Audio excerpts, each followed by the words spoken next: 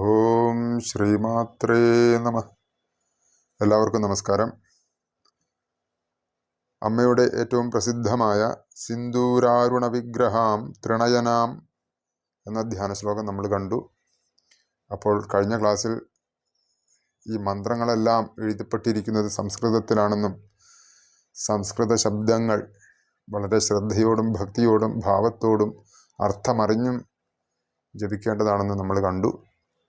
ഇനി അടുത്ത അമ്മയുടെ ധ്യാന ശ്ലോകം ഞാൻ ആദ്യം ഒന്ന് ചൊല്ലിയിടാം. അതിനുശേഷം അത് നമുക്ക് പദം പിരിച്ച് അർത്ഥം, സ്ഥൂലാർത്ഥം എങ്ങനെയാണെന്ന് നോക്കാം.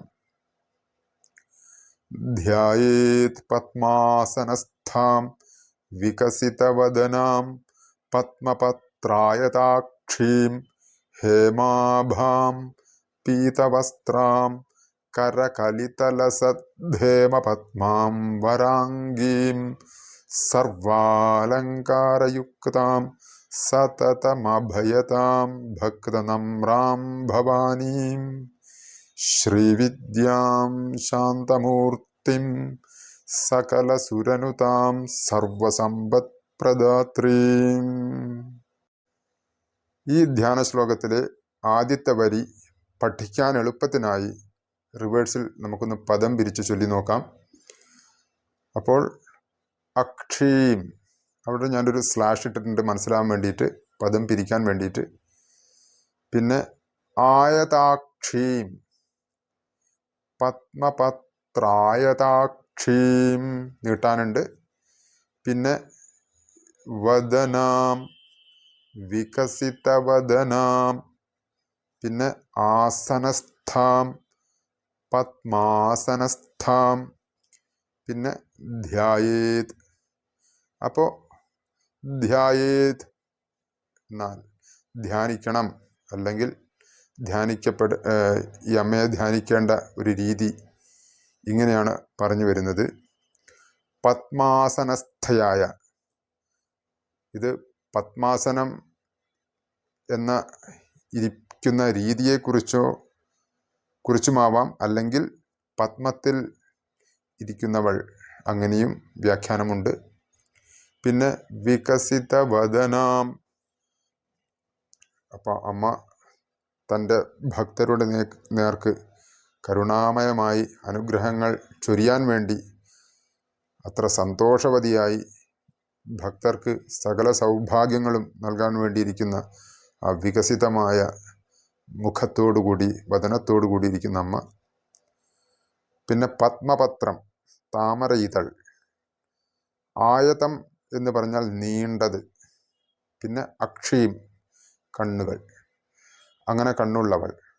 അപ്പോൾ പത്മാസനസ്ഥയായി, വികസിത വദനയായി, പത്മപത്രായതാക്ഷിയായി ഇരിക്കുന്ന ആ അമ്മയ്ക്ക് നമസ്കാരം.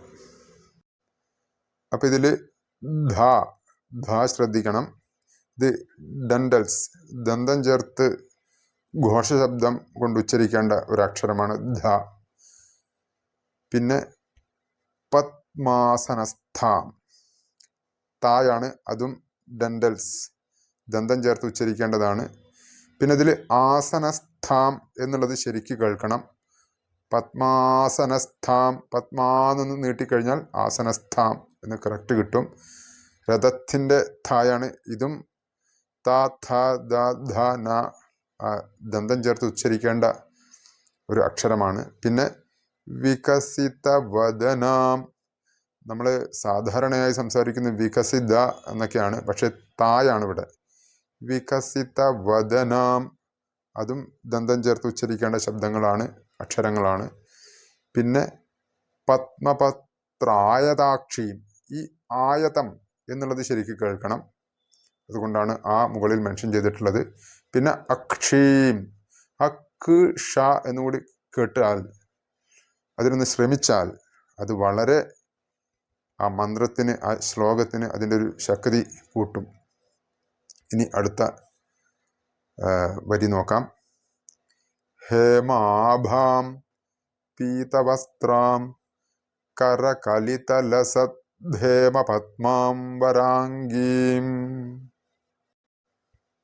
അപ്പം അത് നമ്മളൊന്ന് റിവേഴ്സിൽ പിരിച്ചു ചൊല്ലുമ്പോൾ അങ്കീം നീട്ടാനുണ്ട്. വരാങ്കീം. ഇനി അടുത്തത് ഹേമപത്മാം. ഇവിടെ ശ്രദ്ധിക്കേണ്ടത് സംസ്കൃത സന്ധി നിയമം അനുസരിച്ചിട്ട് ത് പ്ലസ് ഹേ, അപ്പം അത് ഒരുമിച്ച് വരുമ്പോൾ ധേ എന്നുള്ളൊരു ശബ്ദമാണ് വരിക. ആ ദായും ദായും പിന്നെ ധായും അത് ഒരുമിച്ച് ചൊല്ലുമ്പോൾ ശരിക്കും ധേ കണ്ഠം കൊണ്ട് ഉച്ചരിക്കുമ്പോൾ അങ്ങനെയാണ് സംസ്കൃതത്തിൽ ഈ ശ്ലോകങ്ങൾ എഴുതപ്പെട്ടിട്ടുള്ളത്. അപ്പം നമുക്ക് അത് മുറിച്ച് ചൊല്ലാനുള്ള അധികാരമല്ല, അതേപോലെ തന്നെയാണ് ചൊല്ലേണ്ടത്. അപ്പോൾ ലസത് ലസത് ഹേമപത്മാം. ലസത്ത് അത് ത് എന്ന് താ എന്നൊരു ചന്ദ്രക്കലിട്ടുണ്ട്, ഞാനത് എഴുതിയിട്ടുണ്ട് അവിടെ. പിന്നെ പ്ലസ് ഹേ, അപ്പോൾ ലസത് ഹേമപത്മാം ഇങ്ങനെ വരും. അർത്ഥം നമുക്ക് ഇതിന് ശേഷം പറയാം. പിന്നെ കലിത ലസത് ഹേമപത്മാം, കര കലിത ലസത് ഹേമപത്മാം. പിന്നെ പീതവസ്ത്രാം, പിന്നെ ഹേമാഭാം. അപ്പോൾ ഇതിൻ്റെ ഒരു സ്ഥൂലാർത്ഥം എങ്ങനെയാണെന്ന് നോക്കാം. ഹേമാഭാം.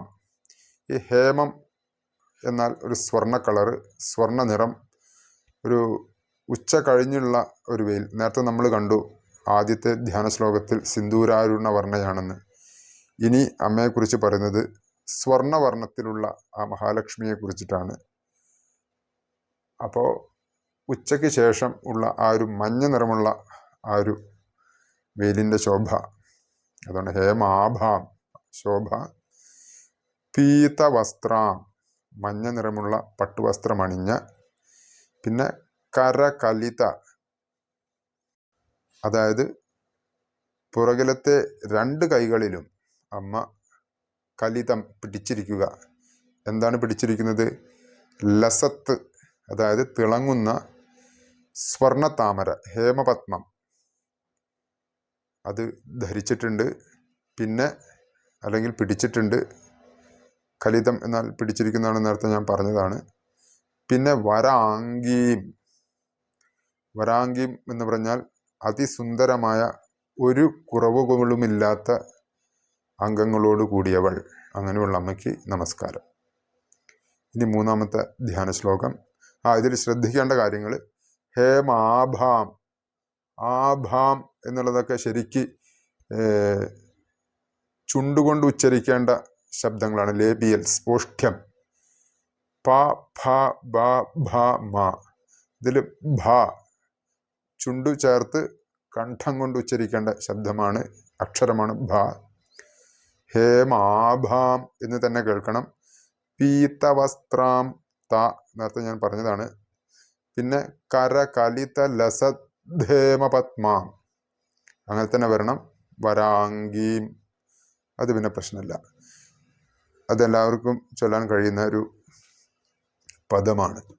ഇനി അടുത്തത് സർവാലങ്കാരയുക്താം സതതമഭയതാം ഭക്തനമ്രാം ഭവാനീം.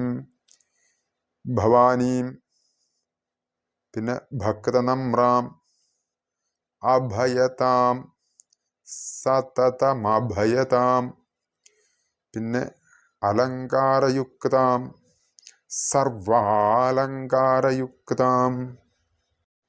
അപ്പോൾ ഇവിടെ ഇതിൻ്റെ ഒരു സ്ഥൂലാർത്ഥം സർവാലങ്കാരയുക്താം. ഒരു ചക്രവർത്തിനി, ഈ സർവപ്രപഞ്ചങ്ങളും ഭരിക്കുന്ന, സർവപ്രപഞ്ചത്തിനും ആധാരഭൂതയായ, സൃഷ്ടിസ്ഥിതി സംഹാര തിരോധാനങ്ങൾ നടത്തുന്ന ഒരു ചക്രവർത്തിനി എങ്ങനെയാണോ അണിഞ്ഞൊരുങ്ങേണ്ടത്, അല്ലെങ്കിൽ എങ്ങനെയാണോ ആ ചക്രവർത്തിനിയെ 64 കോടി യോഗിനികളും പരിവാരങ്ങളും അണിയിച്ചൊരുക്കിയത്, എല്ലാ അലങ്കാരങ്ങളും അണിഞ്ഞ്, അങ്ങനെ അത്രയും അലങ്കാരങ്ങൾ അണിഞ്ഞ് യുക്തയായ, സതതമഭയതയായ, എല്ലായ്പ്പോഴും, സതതം എന്ന് പറഞ്ഞാൽ എല്ലായ്പ്പോഴും അഭയം നൽകുന്ന, ഭക്ത നമ്രാം, തന്നെ നമിക്കുന്ന ഭക്തന്മാർക്ക് അഭയം നൽകുന്ന, ഭവാനീം നീട്ടാനുണ്ട്. ഭവാനീം. ഭവൻ എന്നാൽ ശിവഭഗവാൻ, ശിവപത്നി ഭവാനി. അപ്പോൾ ശ്രദ്ധിക്കേണ്ടത് സർവാല, വാ വെറും വായല്ല, 2 വായാണത്. അപ്പോൾ നമ്മളെ മുകളിലുള്ള പല്ലുകൾ ചുണ്ടിലേക്ക് തന്നെ ചേർത്ത് പിടിച്ചിട്ട് സർവാലങ്കാരം താഴത്തെ ചുണ്ടിലേക്ക് അമർത്തി ജപിക്കേണ്ട അല്ലെങ്കിൽ ചൊല്ലേണ്ട ഉച്ചരിക്കേണ്ട ഒരു അക്ഷരമാണ് വ. പിന്നെ അലങ്കാരയുക്താം, അത് ശരിക്കും കേൾക്കണം. അതുകൊണ്ടാണ് അവിടെ ആ മെൻഷൻ ചെയ്തിട്ടുള്ളത്. സർവാലങ്കാരയുക്താം. അക്ക് താന്നൊക്കെ കേട്ടാൽ വളരെ നല്ലതാണ്, അതിന് ശ്രമിക്കുക. യുക്താം എന്ന് പറഞ്ഞാലും തെറ്റില്ല. പക്ഷെ നമ്മുടെ സംസ്കൃതം ഇത് ധ്യാന ശ്ലോകമായതുകൊണ്ടും ദേവഭാഷയായതുകൊണ്ടും അതിൻ്റെ ഒരു രീതിയിൽ തന്നെ പോകുന്നതാണ് ഉത്തമം. പിന്നെ സതതം അഭയതാം, അഭയതാം എന്നുള്ളത് കേൾക്കണം. അവിടെ ഒരു സ്ലാഷ് ഇട്ടിട്ടുണ്ട്. പിന്നെ ഭക്തനമ്രാം, ഇക്ക് ത ഭ ഇതൊക്കെ നേരത്തെ പറഞ്ഞതാണ്. പിന്നെ ഭവാനീം കേട്ടണം.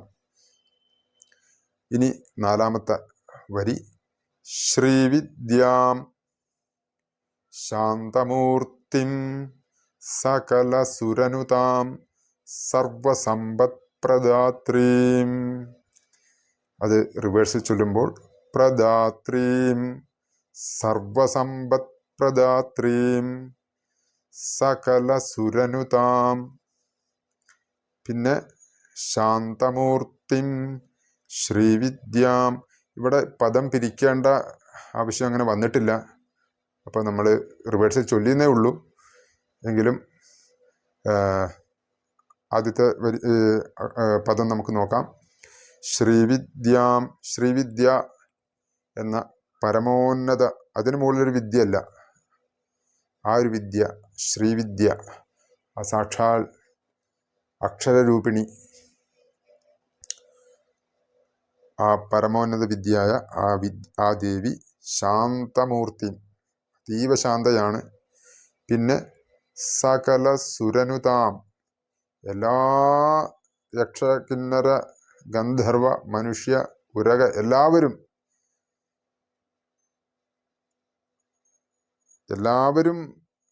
അമ്മയെ വണങ്ങുന്ന ആ അമ്മ സർവസമ്പത്പ്രദാത്രിയാണ്. ഇപ്പം നമ്മൾ കണ്ടു എല്ലാ സുരന്മാരും, ഇവിടെ സുരൻ ദേവന്മാർ മാത്രമല്ല, എല്ലാവരും സർവ്വ ജീവജാലങ്ങളും സകലന്മാർ എല്ലാവരാലും പൂജിക്കപ്പെടുന്നവളായ സർവസമ്പത്പ്രദാത്രിയും, എല്ലാ തരത്തിലുള്ള സമ്പത്തുകളും സർവകാമങ്ങളും എന്ന് പറയാം പ്രഹർഷേണ ദാനം ചെയ്യുന്നവൾ. അങ്ങനെയുള്ള ശ്രീ മഹാലക്ഷ്മിയെ അല്ലെങ്കിൽ ശ്രീവിദ്യയെ ധ്യാനിക്കണം. ഇതിൻ്റെ കൂടെ ഒരു കാര്യം കൂടി ഞാൻ പറഞ്ഞു പോവുകയാണ്. ഈ ദേവീ മഹാത്മ്യത്തിൽ ഏറ്റവും അവസാനം പറയുന്നൊരു രഹസ്യത്രയങ്ങൾ, അത് ചൊല്ലുന്നവർക്കറിയാം അതിനെ കുറിച്ചിട്ട്. അതിൽ പ്രാധാനിക രഹസ്യത്തിൽ അമ്മയെക്കുറിച്ച് വർണ്ണിക്കുന്നുണ്ട്. സത്വ രജസ് തമോ ഗുണ സാമ്യാവസ്ഥാ സ്വരൂപിണിയായി സർവോത്കൃഷ്ടയായി ഈശ്വരിയായി ഇരിക്കുന്ന സാക്ഷാൽ മഹാലക്ഷ്മി, എല്ലാ ഈശ്വരന്മാർക്കും ഈശ്വരിമാർക്കും ഈശ്വരിയായവൾ ശ്രീ മഹാലക്ഷ്മി തന്നെ എന്ന് വേദശാസ്ത്ര പുരാണ ഇതിഹാസങ്ങളൊക്കെ സമ്മതിക്കുന്നുണ്ട്. അപ്പോൾ ഇത് നമ്മൾ, കാരണം ശ്രീ മഹാലക്ഷ്മിയിൽ നിന്ന് തന്നെയാണ് ശ്രീ മഹാകാളിയും ലക്ഷ്മിയും സരസ്വതിയും എല്ലാവരും ഉണ്ടായത്. മിഥുനത്രയങ്ങൾ അതൊക്കെ അത് വായിക്കുന്നവർക്ക് മനസ്സിലാവും.